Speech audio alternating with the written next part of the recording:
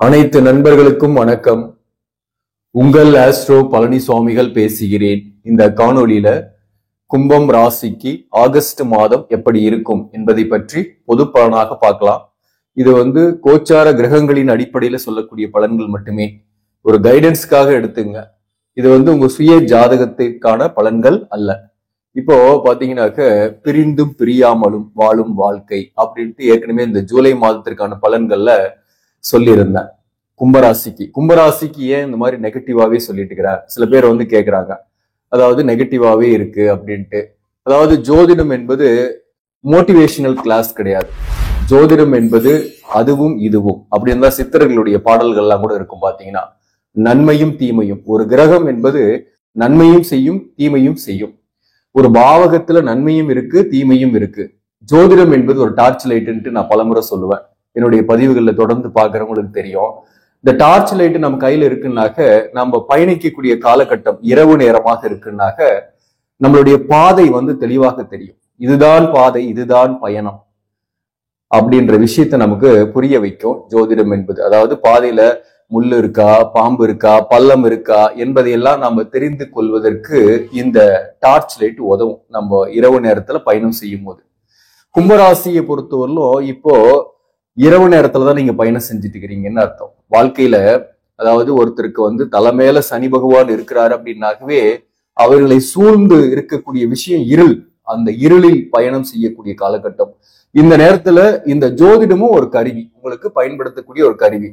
கொஞ்சம் எச்சரிக்கையாக சேஃபா போறதுக்கு நல்லது எது கெட்டது எது, இந்த பாதையில போலாம் போக வேண்டாம் என்பதை நமக்கு புரிய வைக்கக்கூடியதுதான் இந்த ஜோதிடம் என்பது. அதனால நம்ம பதிவுகள்ல பாசிட்டிவ் நெகட்டிவ் ரெண்டுமே சொல்லுவேன். விருப்பப்படக்கூடிய நண்பர்கள் இதை தொடர்ந்து பார்க்கலாம், இல்லைன்னா ஸ்கிப் பண்ணிட்டு வேற வேலையை நீங்க பாக்குறது நன்மையை கொடுக்கும். இந்த ஆகஸ்ட் மாதம் கும்பராசிக்கு எப்படி இருக்கும் அப்படின்னா, இந்த மாதத்திலையும் பாத்தீங்கன்னாக்க ஒரு பாசிட்டிவும் இருக்கு நெகட்டிவும் இருக்கு. முக்கியமா ராசியிலே இருக்கக்கூடிய சனி பகவான் சதயம் நட்சத்திரத்துல இல்ல, பூரட்டாதி நட்சத்திரம் 2ஆம் பாதத்தில் தான் இருக்கிறாரு, வக்ரம் பெற்று இருக்கிறாரு. சோ அந்த குரு பகவானை பொறுத்தவரை ராசிக்கு 4ஆம் இடத்துல இருக்கிறாரு. சோ இப்போ நீங்க வேலை விஷயமாக ஒரு இட மாறுதலுக்காக முயற்சி பண்றீங்க, அல்லது ஒரு வேலை போயிடுச்சு வேலை இல்லாம இருக்கிறீங்க அப்படின்னாக்க ஒரு இடமாற்றத்தோட ஒரு பயணத்தோட வேலை கிடைக்கும். பிரைவேட் ஜாப் சொல்றேன் நான். ஒரு பிரைவேட் வேலை போயிடுச்சு, வேலை இல்லாம இருக்கிறீங்கன்னா மாறலாம். அதே போல அதுவும் மாதத்தோட முதல் பகுதியில, ஏன்னா சூரியன் 6ஆம் இடத்துல ஆகஸ்ட் 17ஆம் தேதி வரல இருக்கு. அதனால முயற்சிகள்ல வெற்றி உண்டாகும். பாவகிரகம் சூரியன் 6ஆம் இடத்துல இருக்கலாம், ஆனா 7க்குரியவன் 6ஆம் இடத்துல இருந்தா அதுலயே ஒரு நெகட்டிவ் இருக்கு பாருங்க. 7ஆம் அதிபதி 6ஆம் இடத்துல இருந்தா வாழ்க்கை துணைவருடன் கருத்து வேறுபாடு, ஆர்கியூமெண்ட்ஸ் அப்படின்ற விஷயத்தெல்லாம் நம்ம எடுத்துக்கலாம். ஆனா இன்னொரு பக்கம் சூரியன் 6ஆம் இடத்துல இருந்தா எதிரிகளை அடையாளம் காண்பீர்கள். உங்களை சுத்தி இருக்கக்கூடிய மறைமுக எதிரிகளை அடையாளம் காண்பீர்கள். வழக்குகளில் வெற்றி, டிவோர்ஸ் கேஸ்ல இருக்கீங்க அல்லது ஏதோ ஒரு வகையில சொத்து தொடர்பான வழக்குகள் இருக்குன்னா கூட அதுல வெற்றி ஏற்படும். எதிரிகளை வெல்வீர்கள். அதெல்லாம் பாசிட்டிவ் இருக்கு. ஒரு நெகட்டிவும் இருக்கு பாசிட்டிவும் இருக்கு. அதுதான் நான் சொல்ல வரேன். இந்த மாதத்தை பொறுத்தவரை வேலை விஷயமா பாசிட்டிவ் தான், ஒன்றும் பயப்பட வேண்டியதில்லை. வேலை போற மாதிரி இருக்கு, வேலை போயிடுச்சு அப்படின்னா நீங்க யோசிக்கவே வேண்டியதில்லை, உடனடியா தேடுங்க, கண்டிப்பாக கிடைக்கும். அதே போல ஆல்ரெடி வேலையில் இருப்பவர்கள் இடமாற்ற சிந்தனையோடு இருக்கீங்கன்னாக்க இந்த மாதத்துல மாத்தலாமான்னாக்க தாராளமா மாத்தலாம், மாதத்தோட முதல் பகுதியில. ஆனா மாதத்தோட பிற்பகுதியில மாத்துறத தவிர்க்கிறது நல்லது. உங்களுக்கு ஆகஸ்ட் 17ஆம் தேதிக்கு பிறகு உங்களுக்கு முயற்சிகளை கொஞ்சம் தடை வரும். அதே போல ஆகஸ்ட் 17ஆம் தேதிக்கு பிறகு வாழ்க்கை துணைவரோடு கூட அப்பவும் ஒரு டென்ஷன் இருக்கும், கருத்து வேறுபாடுலாம் இருக்கும். அதாவது குறிப்பா ஜென்ம சனி என்பது தலைமையில உட்கார்ந்துங்கிற சனிதான். அது ஒரு அழுத்தத்தை கொடுத்துக்கிட்டே இருக்கும், மன அழுத்தத்தை கொடுக்கும். யார் மூலமா அழுத்தத்தை கொடுக்கும்னாக்க, நீங்க சந்திக்கக்கூடிய நபர்கள் மூலம் அழுத்தத்தை கொடுக்கும். அது உறவுகளாக இருக்கும், வாழ்க்கை துணைவராக இருக்கலாம், அல்லது நண்பர்களாக இருக்கலாம், அல்லது சக பணியாளர்கள், வேலை பார்க்கக்கூடிய இடத்துல சக பணியாளர்களாக இருக்கலாம், அல்லது ஒரு புதியவர்களை நம்பி கூட நீங்க இறங்கி ஏமாறதுக்கு வாய்ப்பு இருக்கு. சோ எதையும் நம்பாமல் இருக்கிறதும் ஒரு வகையில நல்லது. இந்த காலகட்டத்துல ஆராய்ந்து நம்புறது தான் ரொம்ப நல்லது. இப்ப பாத்தீங்கன்னாக்க சூரியன் 6ஆம் இடத்துல இருக்கும் போது சப்போஸ் நீங்க போட்டித் தேர்வு எழுதுறீங்க, அரசு பணிக்கு ப்ரிப்பேர் பண்றவங்களுக்கு எல்லாம் கொஞ்சம் பாசிட்டிவா இருக்கு. ஆனா மாதத்தோட பிற்பகுதியில கொஞ்சம் நெகட்டிவா இருக்கு. அதனால கொஞ்சம் கவனம் செலுத்திங்க. நம்ம ஜாதகத்துல தசாபுக்தி நன்மையாக நடந்து அந்த அரசு பணிக்கு போகக்கூடிய பிராப்தங்கள் இருந்தா அரசு பணி உறுதியாக கிடைச்சிரும். அதுல எந்த மாற்று கருத்தும் கிடையாது. அதே போல இந்த மாதத்தை பொறுத்தவரை சனி வக்ரம் பெற்று ராசியிலே இருக்கிறதுனால வயதானவர்களாக இருக்கீங்க அப்படின்னாக்க, குறிப்பா 50 வயதை கடந்தவர்களாக இருக்கீங்கன்னாக்க உடல் நலத்துல ஏதாவது ஒரு சின்ன சின்ன தொந்தரவுகள் வந்துகிட்டே இருக்கும். கண் வலி போனாக பல்வலி, பல்வலி போனாக காய்ச்சல், சளி பிடிக்கிறது, இந்த மாதிரி சின்ன சின்ன தொந்தரவுகளும் ஏற்படுத்தும். அதனால கொஞ்சம் பண விரயமும் ஆகும். ஏன்னா சனி பகவான் விரயாதிபதியாகவும் உங்களுக்கு வராரு. சோ அப்போ வக்ரமாகும் போது விரயங்களும் ஏற்படும். அதனால நீங்க என்ன பண்றீங்கன்னாக்க சுப விரயம் பண்ணுங்க. அப்படி எந்த விரயமே பண்றதுக்கு பெரிய அளவுக்கு பணம் இல்லைனாக்க ட்ரெஸ் வாங்கி, ஆடை வாங்கி யாருக்காவது தானம் கொடுக்க. ஆடை தானம் புதன்கிழமையில நீங்க கொடுக்கும் போது நன்மைகளை ஏற்படுத்தும். இந்த மாதத்தை பொறுத்தவரையிலும் 7ஆம் இடத்துல மாதத்தோட தொடக்கத்திலேயே பாத்தீங்கன்னாக்க சுக்கிரனும் புதனும் இருக்கும். அது புதன் பகவான் ஆகஸ்ட் 6ஆம் தேதியிலிருந்து வக்கரகதியில் இயங்கும். அப் டு ஆகஸ்ட் 28ஆம் தேதி வரையிலும் வக்கரத்துலதான் புதன் அங்க இருக்காரு. சோ புதனும் சுக்கிரனும் 7ஆம் இடத்துல இருக்கும்போது குறிப்பா சனி பார்வை, சனிக்கு சுக்கிரன் புதன் பார்வை, இது ஒரு நெகட்டிவும் இருக்கு, பாசிட்டிவ் இருக்கு. குறிப்பா அந்த எதிர்பாலினுடைய ரிலேஷன்ஷிப் எல்லாம் கூட ஏற்படும். புதிய காதல் ஏற்படலாம். அல்லது சில பேருக்கு வந்து எக்ஸ்ட்ரா மேரிட்டல் அஃபேர், அதாவது திருமணத்துக்கு மீறிய உறவுகள் கூட ஏற்படக்கூடிய வாய்ப்பு உண்டு. அந்த விஷயத்துல நீங்க கொஞ்சம் கவனமாகவே இருங்க. அதாவது நம்பக்கூடாதவர்களை நம்பி ஏமாற்றங்களை சந்திக்கக்கூடிய காலகட்டம் என்பதால் அந்த விஷயத்துல நீங்க கொஞ்சம் டிஸ்டன்ஸ் கீப் பண்றது நல்லது. அல்லது ஏதோ ஒரு வகையில வந்து பாத்தீங்கன்னா நீங்க ரிலேஷன்ஷிப்ல இருக்கீங்க, ஃப்ரெண்ட்லியா பழகிட்டு இருக்கிறீங்க, அல்லது ஒரு ரிலேஷன்ஷிப்ல இருக்கீங்கன்னா கூட அந்த உறவில் சில விரிசல்களோ அல்லது கருத்து வேறுபாடுகளோ அப்பப்போ சண்டை பிடிக்கிறது, அப்பப்போ சேர்றது, இந்த மாதிரி தான் போயிட்டு இருக்கும். சோ அது வந்து பெருசா பாதிக்காது. அப்படி இருந்தாக பயப்பட வேண்டியதில்லை. ஆல்ரெடி இருப்பவர்களுக்கு புதிதாக ஒருத்தர் வராரு, புதிதாக ஒருத்தரோட பழக்க வழக்கம் ஏற்படுதுன்னா அது ஆணா இருந்தாலும் சரி பெண்ணா இருந்தாலும் சரி அவங்க கிட்ட கொஞ்சம் கவனமாவே இருங்க. அதுதான் நன்மை. அதே போல இந்த காலகட்டத்தை பொறுத்தவரையிலும் புதன் வக்கரம், சனி வக்கரம், இந்த 2 கிரகங்களும் வக்கர கிரகங்கள் சமசப்தமா பார்த்துக்கிறது ஒரு தீமை தான். அதாவது புதிய நண்பர்களை நம்பி இன்வெஸ்ட்மெண்ட் பண்றது, அல்லது நண்பர்கள் சொல்ற திட்டத்துல முதலீடு செய்யறது, அல்லது எதையாவது ஒரு பிசினஸ் ஆரம்பிக்கலான்னு போறது, கூட்டாளிகளுடன் கருத்து வேறுபாடு வர்றது, இந்த மாதிரியான விஷயங்கள்லாம் இருக்கு.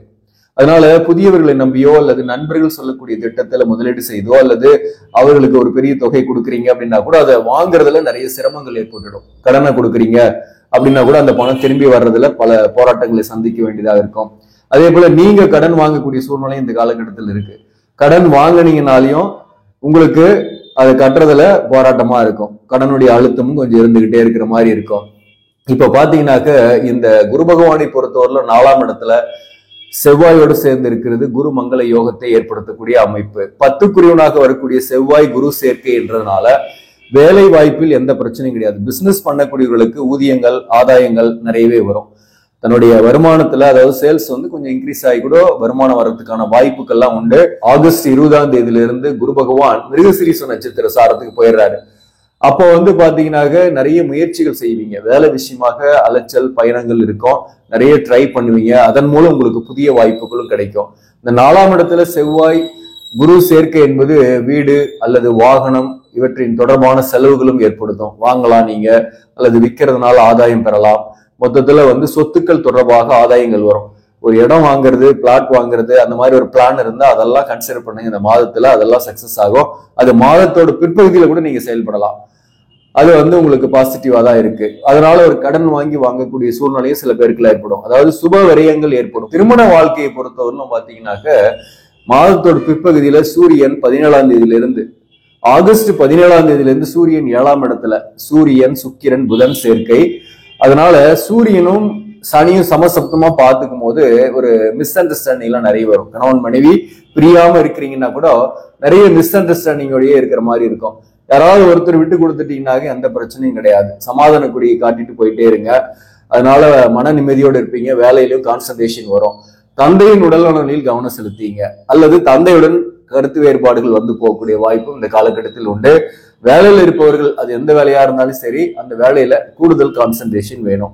மேலதிகாரிகளுடைய டார்ச்சரோ அல்லது சக பணியாளர்களுடைய டிஸ்டர்பன்ஸோ உங்களுக்கு இருக்கும் அந்த காலகட்டத்தை பொறுத்தவரையிலும்.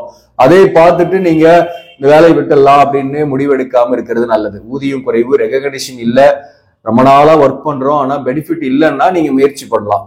ஆனா இப்ப தற்காலிகமா இருக்கக்கூடிய சில பிரச்சனைகளுக்காக அவசர முடிவுகளை எடுக்காதீங்க அப்படின்னு தான் நான் சொல்றேன். அதே போல உங்க ராசிக்கு 2ஆம் பாவகத்துல ராகு, 8ல கேது. இந்த ராசிக்கு 2ஆம் இடத்துல இருக்கக்கூடிய கேது வந்து திடீர்னு வார்த்தையை விட வச்சிரும், வாக்குவாதங்களுக்கு இழுத்து விட்டுரும். திடீர்னு டென்ஷன் ஆகக்கூடிய சூழ்நிலையும் கோபம் இதெல்லாம் வரக்கூடிய வாய்ப்பும் உண்டு. ஆனா அதெல்லாம் குறைச்சிக்கிட்டீங்கன்னாக்க உங்களுக்கு குறிப்பா வேலை பார்க்கக்கூடிய இடத்துலயும் சரி, உறவுகளோடையும் கருத்து வேறுபாடு இல்லாம இருப்பீங்க. நிதானத்தை கடைபிடிக்கிறது தான் நல்லது. இதுதான் பயணம், இதுதான் வாழ்க்கைன்னு நமக்கு தெரிஞ்சு போச்சு. அப்போ நாம் பொறுமையா இருக்கிறது தான் நல்லது. இந்த ஜென்மசனி காலகட்டம் முடியும் போதுதான் உங்களுக்கு ரிலீஃப் ஆவீங்க. 2025 மார்ச்சுக்கு பிறகு திருக்கணித பஞ்சாங்கத்தின்படி ஜென்மசனி முடியுது. வாக்கிய பஞ்சாங்கத்தின்படி 2026. ஸோ அந்த மாதிரி பார்க்கும்போது உங்களுக்கு ஏறத்தால இன்னும் ஒரு 6 மாசத்துக்கு மேல உங்களுக்கு டைம் இருக்கு இந்த கடினமான காலகட்டம் முடியறதுக்கு. அதுக்கப்புறம் பாதசனி என்பது எல்லாரையுமே பெருசா பாதிக்காது. ஆனா சில பேருக்கு அதுலயும் பாதிப்பு இருக்கும். ஆனா அந்த 7 சனி என்பதே நம்ம செய்திருந்த இந்த தீய கர்மாக்கள் கழியறதுக்கான காலகட்டம். இந்த தீய கர்மாக்கள் கழியும் போது நம்மளுக்கு மறைந்திருக்கக்கூடிய திறமைகள்லாம் நமக்கு தெரியும்.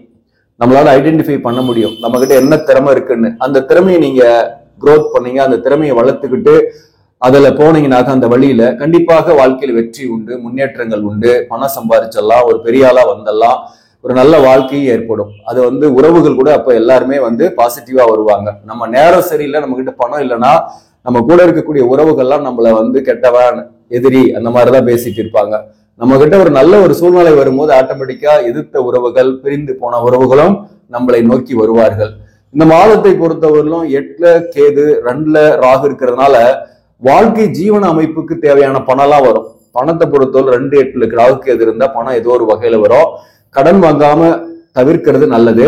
வார்த்தைகளில் கவனம் செலுத்துகிறது குடும்ப வாழ்க்கையில நிம்மதியை தரும். அதே போல இந்த மாதத்தை பொறுத்தவரை எந்தெந்த தொழிலெல்லாம் சிறப்பான தொழில் சிறப்பாக இருக்கு, எந்தெந்த ஃபீல்ட்ல இருக்கிறவங்களுக்குலாம் அப்படின்னாக்க குறிப்பா மண், மனை, ரியல் எஸ்டேட், கட்டுமானம், கட்டிடவியல், மருத்துவம், அரசு பணியில் இருப்பவர்களுக்கு இந்த மாதம் பெஸ்டாவே இருக்கும்.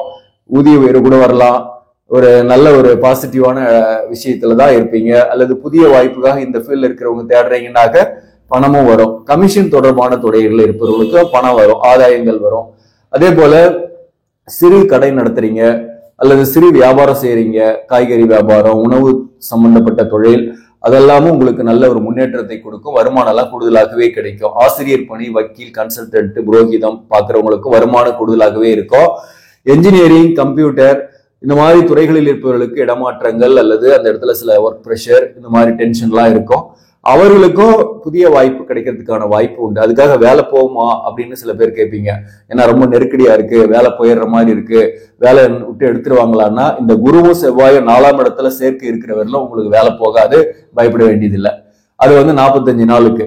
சோ இந்த காலகட்டத்தில் திடீர்னு வேலை போகாது. ரொம்ப டென்ஷனா இருக்கு, ப்ரெஷரா இருக்கிறவங்க இப்போ இருந்தே ஒரு வேலையை கூட தேட ஆரம்பிச்சிடலாம். அது உங்களுக்கு பாசிட்டிவா இருக்கும். இந்த காலகட்டத்தை பொறுத்தவரை பெண்களாக இருக்கீங்க அப்படின்னாக்க ஏதோ ஒரு வகையில் வாழ்க்கை துணைவர் பற்றிய கவலை, பிள்ளைகள் சம்பந்தமான கவலையுமே இந்த காலகட்டத்தில் இருக்கும். படிக்கக்கூடிய மாணவர்களாக இருந்தா கூட புரட்டாதி நட்சத்திரத்துல பிறந்திருக்கீங்க அப்படின்னாக்க கண்டிப்பா பாத்தீங்கன்னாக்க கொஞ்சம் படிப்பில் கவனம் சிதறல் அல்லது சக மாணவர்களால சில பிரச்சனைகள்லாம் வரும். ஆனா சதையும் அவிட்டம் நட்சத்திரத்தில் இருப்பவர்களுக்கு எல்லாம் கல்வியில பெரிய அளவுக்கு தடையோ ஒரு பாதிப்போல இந்த காலகட்டத்தை பொறுத்தவரையிலும் இல்லை. அதிகமா கொஞ்சம் பாதிக்கிறதுன்றது புரட்டாதி நட்சத்திரத்தில் பிறந்தவங்க உடல் நலத்துல கொஞ்சம் கூடுதலா கவனம் செலுத்திங்க பள்ளி மாணவர்களாக இருக்கீங்க அப்படின்னாக்க. அதே போல தன்னுடைய பெற்றோர்களை பற்றிய கவலையும் பெற்றோர்களை பற்றிய எண்ணங்களுமே இந்த காலகட்டத்தில் பெண்களாக இருப்பவர்களுக்கு மிக அதிகமாக இருக்கும். இந்த கடவுளை வணங்கினால் கொஞ்சம் சிறப்பாக இருக்கும் அப்படின்னாக்க நீங்க காகத்திற்கு உணவு வச்சுட்டு சாப்பிட்றது அல்லது கருப்பு எறும்புகளுக்கு சனிக்கிழமைகளில அரிசி மாவு தூவிட்டு வர்றதெல்லாம் உங்களுக்கு நன்மை கொடுக்கும். இது தொடர்ந்து செய்யணும். எல்லா மாதத்துக்குமே இந்த பரிகாரத்தை நீங்க செய்யலாம். அதே போல பஞ்சபட்சிகளுக்கு உணவு வைக்கிறது ரொம்ப அற்புதமான பலனை கொடுக்கும். நீங்க இந்த ஆடி மாசம் பிளஸ் ஆவணி மாசம்ன்றதுனால அம்மன் வழிபாடையும் செய்யுங்க. பக்கத்திலே இருக்கக்கூடிய மாரியம்மன் கோயிலுக்கு போயிட்டு வாங்க. அதே போல துர்க்கை அம்பாளுக்கு எலுமிச்சம்பழ மாலை அணிவித்து ஞாயிற்றுக்கிழமையில வழிபாடு செய்யுங்க. விளக்கேற்றி வைங்க, 2 விளக்கு எலுமிச்சம்பழ விளக்கு ஏற்றி வைங்க, நன்மைகளை கொடுக்கும். ஆக நண்பர்களே, இந்த பதிவு உங்களுக்கு பிடிச்சிருந்தாக லைக் பண்ணுங்க, இதை மற்றவர்களுக்கும் ஷேர் பண்ணுங்க.